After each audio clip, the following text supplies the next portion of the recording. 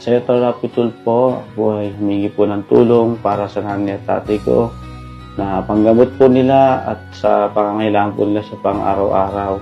Mabigyan po sila kahit may liit po na pangkabuhayan po. Rapi Tulfo, isang taong hindi ka iiwanan. Basta nasa tama ka, ilalabang ka ng patayon. Kahit na sariling reputasyon niya ang itaya. Sobrang hirap po na makita ko yung isang magulang ko na nahihirapan. Kasi sobrang hirap po eh.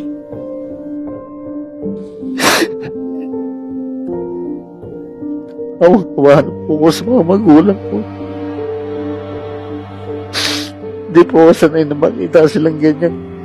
Minsan di po nakakatulog. Iniisip ko po yung tatay ko kung ano kaya sa masigaso.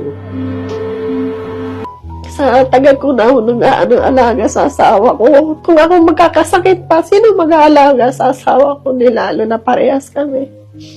Kaya gusto mo sana siyang maunang gumaling.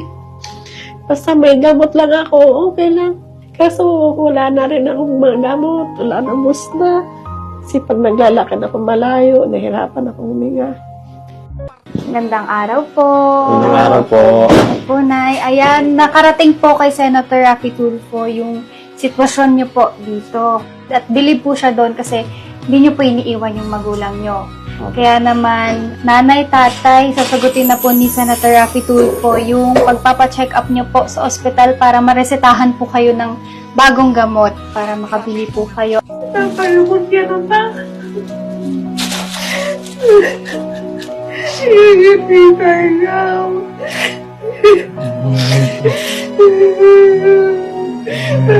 Salamat po sa inyo.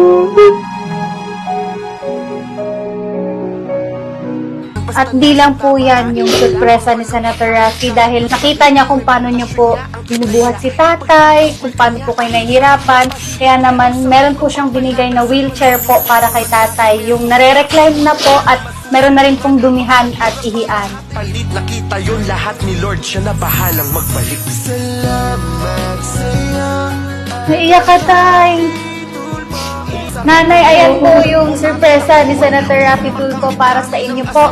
Ayan po, may grocery na po para sa pamilya nyo. 2 sakong bigas po yan, tapos gatas po ni nanay at tatay, tapos yung diaper po na kailangan ni tatay. Nandiyan na rin po.